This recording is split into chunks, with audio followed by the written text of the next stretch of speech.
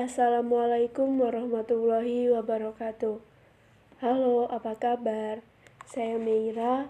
Di sini saya akan melanjutkan membaca buku I Want to Die But I Want to Eat Tteokbokki karya Baek Suhee. Kali ini saya akan melanjutkan membacakan bagian ketiga dari buku ini, yaitu Minggu ketiga. Aku mengawasi diriku sendiri. Sejak kapankah kebiasaanku mengawasi diriku sendiri ini dimulai? Ketika aku sedang membuka-buka halaman surat elektronikku yang lama, aku menemukan sebuah tulisan yang ketulis sekitar 10 tahun yang lalu. Kata orang-orang, jika seseorang terluka terlalu dalam, maka akan cenderung menekan luka tersebut. Sepertinya aku pun begitu. Aku bisa menyimpulkan hal ini karena aku sama sekali tidak mengingat hal yang kutemukan itu. Sejak lahir, kulitku mengidap atopi turunan. Atopi adalah kondisi di mana kulit seseorang sangat sensitif sehingga menyebabkan peradangan kulit. Saat itu, atopi kulit masih belum merupakan penyakit yang umum diketahui, sehingga dokter cenderung menganggap remeh kondisiku.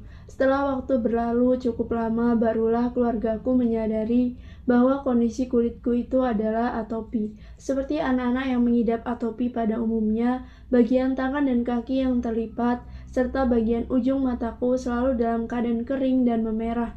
Lama-kelamaan, teman-temanku semakin banyak yang bertanya, "Ada apa dengan kulitmu? Kulitmu kenapa? Menjijikan sekali." Lebih parahnya, seorang anak laki-laki yang kusukai dulu mengatakan bahwa aku tampak seperti seorang nenek-nenek.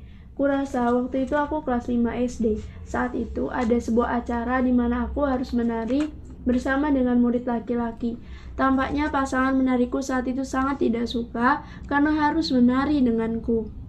Aku ingat betul, ia tidak menggenggam tanganku dan hanya berpura-pura menari saja. Sejak saat itulah rasa malu mulai tumbuh dalam diriku.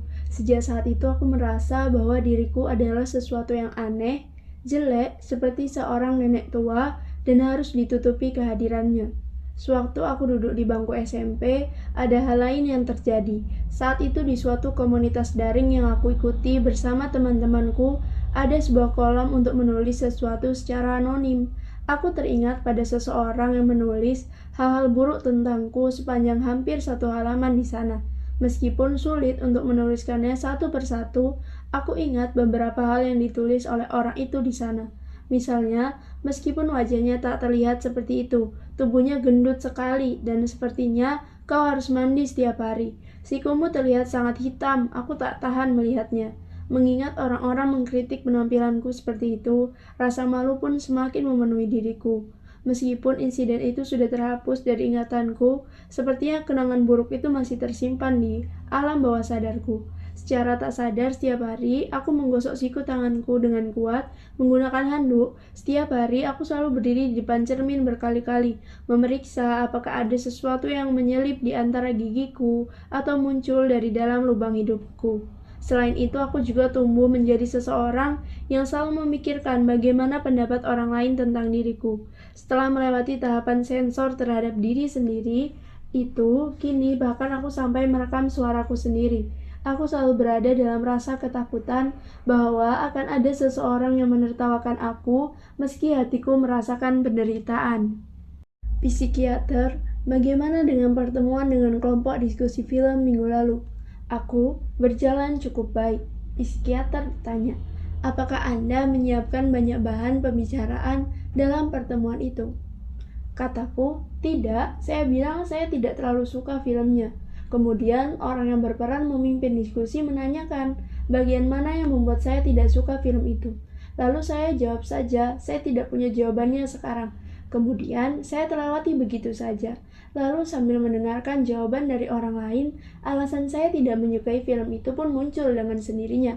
Akhirnya saya pun mengutarakan jawaban yang muncul dalam kepala saya. Setelah selesai, saya mendengarkan kembali rekaman yang saya buat. Ternyata saya bicara cukup banyak.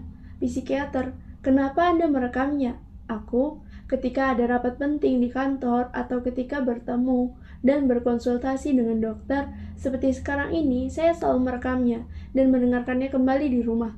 Biasanya saya sangat mudah tegang, sehingga seringkali saya tidak mengingat apa saja yang saya katakan. Psikiater, Anda kan tidak sedang mabuk, apakah perlu untuk merekamnya? Untuk sekarang ini, saya merekam percakapan dengan dokter untuk menyusun catatan pengobatan saya.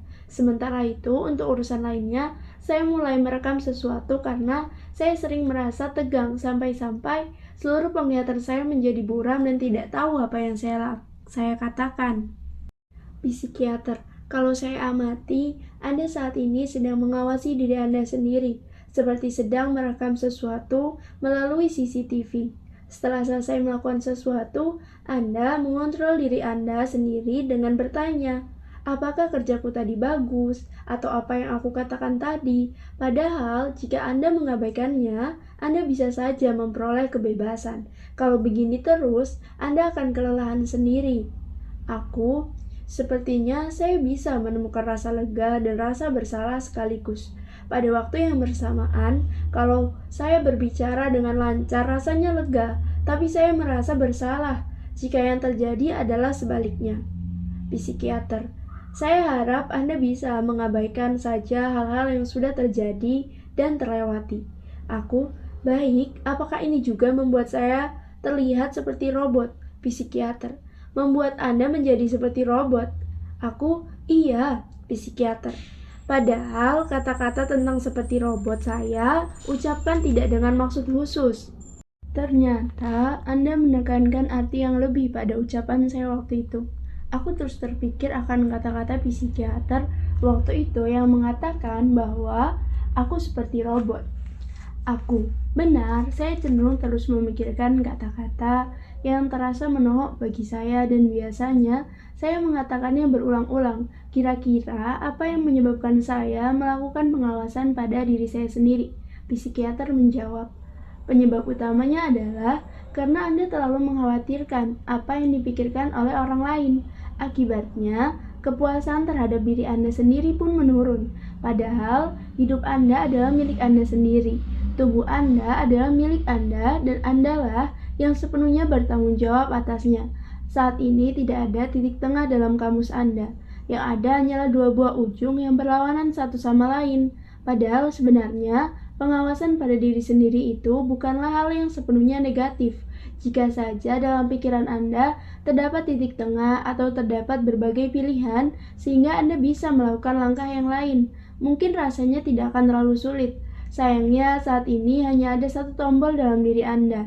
Pilihan Anda hanyalah menyalakan atau mematikan fungsi ini. Saya yakin pasti ada penyebab yang membuat hal ini terjadi, tapi sepertinya Anda tidak berfokus pada penyebab, melainkan pada hasil sambil terus berpikir, aku sedih, aku ingin menangis, aku marah, sehingga perasaan yang muncul pun menjadi lebih parah. Apakah gejala keekstriman dan pengawasan pada diri sendiri ini juga merupakan tendensi yang sudah ada dari dulu? Psikiater, karakter manusia ada yang merupakan bawaan dari lahir, tapi ada juga yang terbentuk saat tumbuh dewasa. Kalau saya berbicara dengan kakak dan adik saya, kami bertiga memiliki kesamaan karakter. Maka dari itu kami tidak bisa menceritakan masalah percintaan pada satu sama lain, karena kami sama-sama punya kecenderungan pemikiran yang ekstrim. Maka dari pembicaraan kami tidak akan pernah muncul hasil atau pandangan yang objektif. Kadang-kadang kami berpikir, apakah sejak lahir kami memang sudah begini? Atau ada sesuatu yang terjadi sehingga membuat kami menjadi seperti ini? Psikiater, saat ini pun Anda memandang realita dari sudut pandang yang cenderung ekstrim. Maka dari itu, saat menceritakan tentang Anda dan saudara-saudara Anda, penilaian yang bisa Anda katakan hanyalah sama atau berbeda. Sudut pandang saya. Psikiater, iya. Apakah maksud Anda saya ini orang yang memiliki pemikiran yang sebegitu ekstrim? Psikiater, bukan sebegitu ekstrim, tapi Anda memiliki kecenderungan untuk berpikir secara ekstrim. Pertama-tama, Anda harus bisa membedakan antara pekerjaan dan istirahat. Ketika Anda mengalami stres di kantor, saat pulang kerja seharusnya Anda beristirahat. tapi Anda malah menggunakan waktu istirahat Anda dengan mendengarkan rekaman. Kalau begitu, waktu bekerja dan istirahat Anda menjadi tercampur. Anda bisa merasakan perasaan cemas dan tidak nyaman sekaligus. Aku, baiklah, saya mengerti. Minggu ini meski tidak ada hal yang khusus, saya tidak bisa tidur. Kalau saya terbangun pukul 4 subuh, saya tidak bisa tidur lagi sampai pukul 6 atau 7 pagi. Maka saya sering menghabiskan waktu dengan menonton film. Saya tidak bisa tidur sampai rasanya saya sendiri juga kesal. Psikiater. Kalau begitu, Anda pasti merasa lelah saat beraktivitas di siang hari. Aku, tapi sebenarnya tidak separah yang saya pikirkan.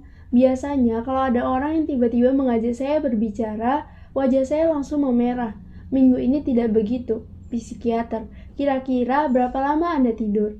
Aku, rata-rata sekitar 4-5 jam. Biasanya saya tidur selama 5 jam, lalu terbangun. Kemudian tertidur lagi selama 10 menit, 20 menit, sambil terbangun di tengah-tengah. Jarak antara kantor dan rumah saya sekitar 40 menit, kalau ditempuh dengan berjalan kaki. Jalan antara rumah dengan kantor saya adalah jalan pedesaan yang dipenuhi sawah. Kalau saya berjalan kaki di sana, rasanya pikiran saya jadi segar kembali. Sementara itu, kalau saya di rumah sendirian, rasanya saya mulai merasa depresi. Saya sempat memikirkan kenapa bisa seperti itu. Ternyata penyebabnya adalah karena saya melihat unggahan orang-orang di Instagram. Saya melihat akun orang-orang dan kemudian merasa iri. Sepertinya saya tambah merasa depresi setiap melakukan hal itu. Psikiater. Orang-orang seperti apa yang membuat Anda merasa iri? Aku, misalnya seorang kepala editor di perusahaan yang sejak dulu ingin saya masuki. Saya sempat mempersiapkan diri untuk pindah ke perusahaan itu. Tapi sayangnya saya gagal di tahap wawancara. Kepala editor itu cantik, pakaiannya bagus-bagus, anggota timnya juga terlihat akrab dan menyenangkan. Kalau melihat akunnya, rasanya saya merasa iri dan membandingkannya dengan diri saya. Psikiater, bagaimana kepuasan Anda terhadap perusahaan dan pekerjaan Anda sekarang? Aku, sebenarnya saya puas dengan pekerjaan saya, tapi saya merasa sedikit bosan. Psikiater, siapapun tentu bisa merasa iri. Setiap orang punya impian maupun utopia masing-masing. Tapi merasa iri terhadap sesuatu dan terus-menerus membandingkan diri kita, bahkan menganggap rendah diri kita adalah hal yang sangat jauh berbeda. Untuk saat ini, Anda masih cenderung dalam tahap menginginkan atau mengharapkan dan belum masuk ke dalam tingkat yang parah. Aku, contoh tingkat parah itu seperti apa? Misalnya, rasa iri yang ditunjukkan melalui tindakan, tapi selama Anda masih bisa berpikir baik-baik saja. Saya harap Anda tidak terlalu melihat rasa iri Anda sendiri sebagai sesuatu yang negatif.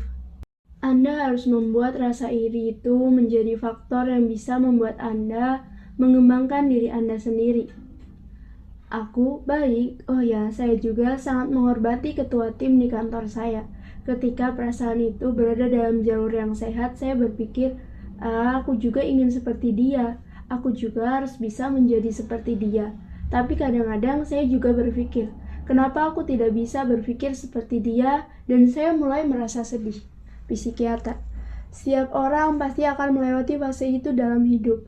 Ketika Anda putus asa, kemudian Anda bisa menghadapi rasa putus asa itu, maka Anda akan mendapatkan suatu cara untuk mengatasinya di masa depan. Selain itu, jika akhir-akhir ini perasaan Anda sedang tidak baik, maka sudut pandang Anda dalam melihat satu hal yang sama pun bisa menjadi berbeda.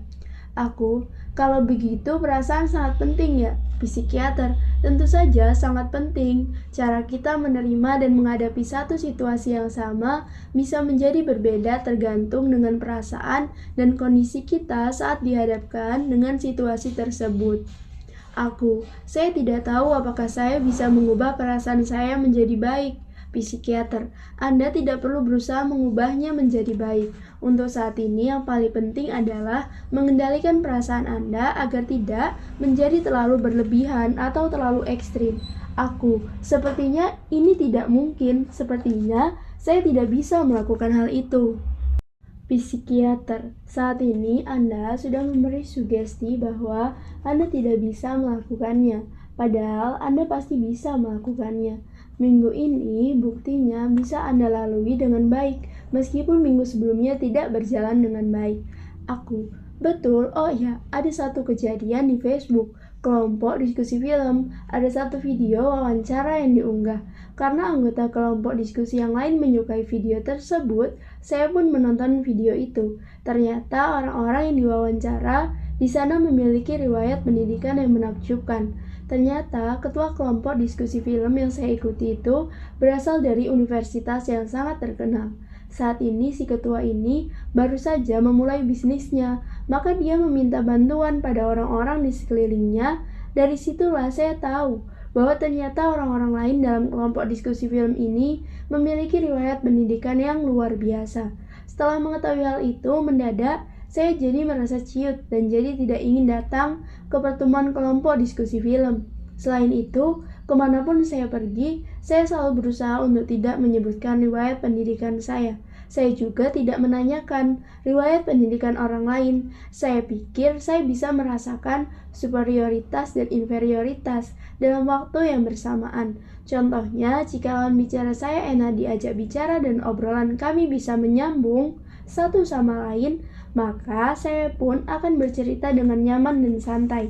Tapi, kalau tiba-tiba saya tahu bahwa lawan bicara saya ternyata adalah lulusan dari Seoul National University, pikiran yang pertama kali muncul dalam otak saya adalah, apakah ceritaku tadi terdengar bodoh olehnya? Psikiater, tapi Anda kan lulusan universitas. Jika seandainya Anda kebetulan berbicara dengan seseorang yang tidak menempuh pendidikan di universitas, kemudian setelah mendengar cerita dan melihat tingkah laku Anda, orang itu mengatakan, "Kau ini kan lulusan universitas." Kira-kira apa yang ada di pikiran Anda setelah mendengar kata-kata itu? Aku, apa hubungannya? Psikologi, psikiater, benar, pasti Anda akan berpikir seperti itu. Meskipun berkat nilai sewaktu SMA, kita bisa masuk ke universitas, setelah itu ke dalam dan keluasan wawasan kita sangat beragam, sesuai dengan bidang yang kita minati masing-masing. Nilai sewaktu kita SMA tidak menjamin kehidupan kita selanjutnya, kan? Aku betul, psikiater. Jika Anda merasa lawan bicara Anda lebih superior, saya harap Anda mencoba memikirkan dan membandingkan jika orang lain yang berada di posisi Anda. Coba saya ambil contoh. Misalnya ada seseorang yang tidak bisa lulus dari SMA karena kondisi ekonomi keluarga yang sulit. Tapi berkat kerja kerasnya, dia berhasil mencapai sesuatu dan akhirnya muncul di televisi. Jika dilihat dari sudut pandang masa kini, usaha orang tersebut tidak akan terlalu terlihat. Tapi apakah benar begitu? Aku tidak begitu. Psikiater, iya kan, ketika kita berada dalam posisi yang diuntungkan, kita tidak memberatkan, tidak memberlakukan standar tertentu. Tapi ketika kita berada dalam posisi yang dirugikan, kita memberlakukan standar tersebut. Memang benar dalam kehidupan bermasyarakat, ada untungnya jika kita lulus dari universitas bergengsi. Tapi jika sekarang kita sedang bersiap untuk pindah kerja, maka riwayat pekerjaan kita akan menjadi lebih penting daripada riwayat pendidikan kita, iya kan? Saya harus berusaha agar bisa berpikir seperti itu kan, dokter? Psikiater, saya harap Anda bisa mengendalikan pikiran Anda yang muncul secara otomatis. Saya rasa saya harus mengubah diri saya sendiri. Dulu saya pindah universitas karena riwayat pendidikan adalah salah satu hal yang saya khawatirkan. Awalnya saya merasa senang dan gembira, tapi universitas itu kan faktor eksternal. Meskipun saya memenuhi hasrat itu, saya tetap merasa depresi.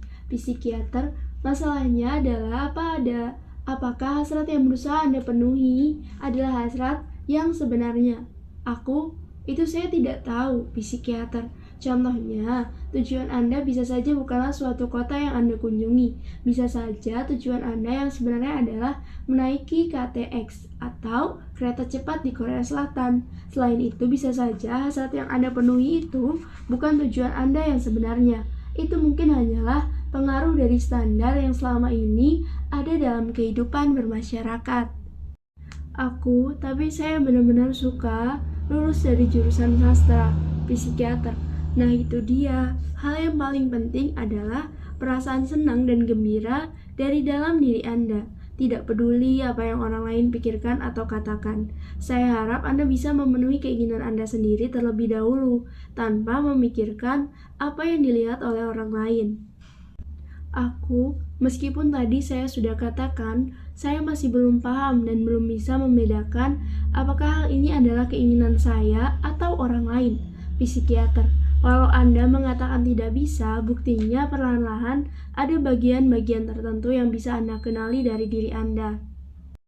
Saya pikir perasaan yang paling jujur dari diri Anda adalah perasaan senang lulus dari jurusan sastra dan rasa puas terhadap pekerjaan Anda sekarang ini. Apakah perasaan itu sangat terasa? Psikiater, iya, saya merasa Anda benar-benar menikmatinya. Apakah jika selain rasa menikmati, ada perasaan lain yang muncul lebih baik, perasaan itu tidak ditonjolkan? Psikiater, entahlah, terkadang karena alasan tertentu, kita bahkan harus menunjukkan rasa tidak suka, kan? Kelompok diskusi film yang saya ikuti akan segera berakhir. Setelah itu akan ada kelompok diskusi yang baru. Tapi saya masih belum tahu apakah saya mau bergabung dengan kelompok yang baru ini atau tidak. Psikiater, coba Anda tuliskan poin positif dan negatif jika Anda bergabung ke dalam kelompok baru ini.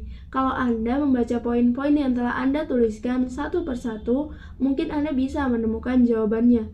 Bergabung dalam kelompok diskusi ini adalah salah satu bentuk kehidupan sosial dan salah satu cara Anda menjalani hobi Anda, kan? Maka dari itu, hal ini tidak boleh menjadi sumber stres bagi Anda. Tapi, saya harap rasa takut bukanlah alasan Anda untuk tidak bergabung dalam kelompok baru ini. Saya memiliki kecenderungan untuk menghindar dari sesuatu. Saya merasa bahwa orang-orang di kelompok ini tidak menyukai saya. Psikiater, bagaimana contoh situasi yang menyebabkan Anda berpikir seperti itu? Setelah selesai pertemuan dan diskusi, kami pergi minum-minum. Awalnya karena tidak ingin mabuk, maka saya menahan diri, tapi akhirnya saya mabuk. Di akhir-akhir, ingatan saya agak kabur karena saya mabuk, tapi saya seperti melihat ketua kelompok dan pembawa acara saling melempar pandangan, seolah saling mengatakan pada satu sama lain supaya segera menyuruh saya pulang. Saya merasa malu jika mengingat kejadian hari itu. Meski ingatan saya agak kabur, karena kejadian hari itu saya merasa bahwa mereka tidak menyukai saya. Psikiater, bukankah mereka hanya tidak suka jika Anda dalam keadaan mabuk? Maksudnya, psikiater. Contohnya adalah saat ketika kita khawatir pada teman kita yang mabuk, sehingga kita menyuruhnya untuk cepat pulang, kan? Oh iya juga ya. Kenapa saya tidak berpikir tentang itu ya? Mungkin saja mereka tidak suka orang yang mabuk. Saya juga begitu. Saya juga tidak suka orang yang mabuk. Psikiater, biasanya sebelum mimpi kita menjadi kenyataan, pasti kita memiliki pikiran, aku tidak akan meminta hal lain jika saja mimpi ini bisa terwujud. Andai saja kita mengingat pikiran itu, saat mimpi kita sudah terwujud, bukankah kehidupan kita akan terasa seperti sebuah bonus? Ketika Anda merasa iri terhadap seseorang, cobalah Anda bayangkan apa yang akan terpikir oleh diri Anda yang berusia 20 tahun jika melihat diri Anda sekarang ini.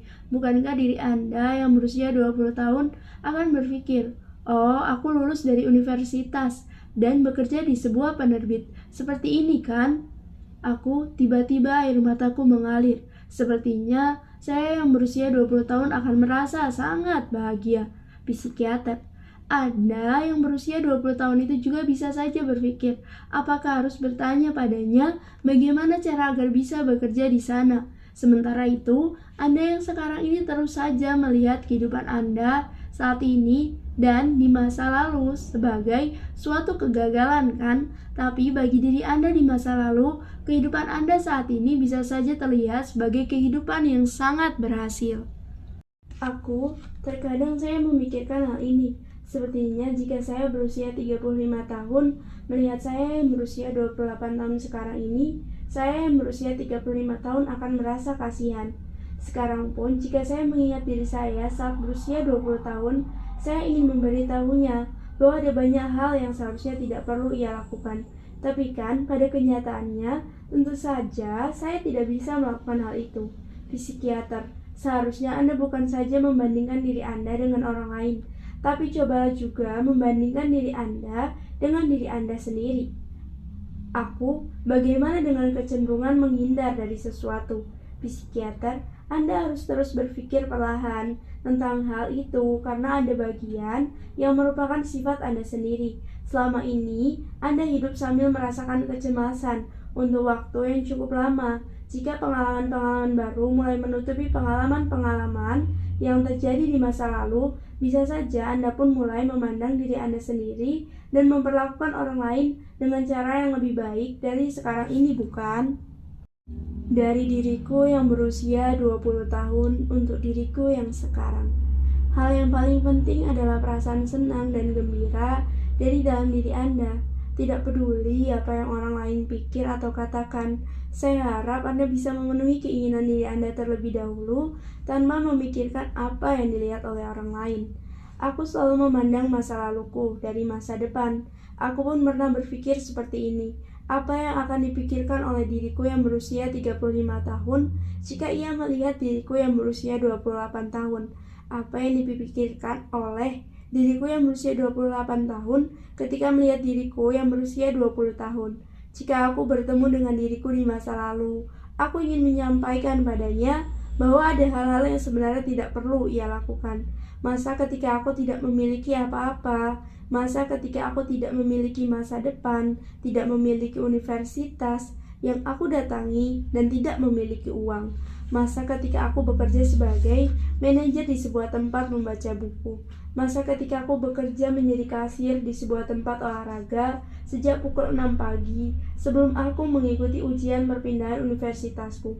Masa di mana pantulan diriku di cermin terlihat seperti sebuah foto hitam putih? Apakah diriku saat itu pernah membayangkan diriku di masa kini? Seberapa bahagianya diriku di masa lalu jika bertemu diriku di masa kini yang telah lulus dari universitas dan kini sedang melakukan pekerjaan yang aku inginkan di sebuah penerbit yang aku tuju sejak dulu. Aku hidup dengan cukup keras. Aku juga hidup sambil melakukan hal yang aku inginkan. Aku tidak memiliki rasa cemas dan tidak memikirkan apakah pekerjaan ini adalah pekerjaan yang benar-benar aku inginkan. Aku hanya ingin bekerja dengan lebih baik lagi. Aku rasa dengan begitu saja sudah cukup. Namun mengapa selama ini aku hanya melihat ke atas dan terus membuat diriku sendiri tersiksa? Jika diriku yang berusia 20 tahun bertemu dengan diriku yang sekarang, mungkin ini ia akan menangis. Ya, dengan begini saja sudah cukup. Sekian audiobook kali ini. Terima kasih telah mendengarkan. Wassalamualaikum warahmatullahi wabarakatuh.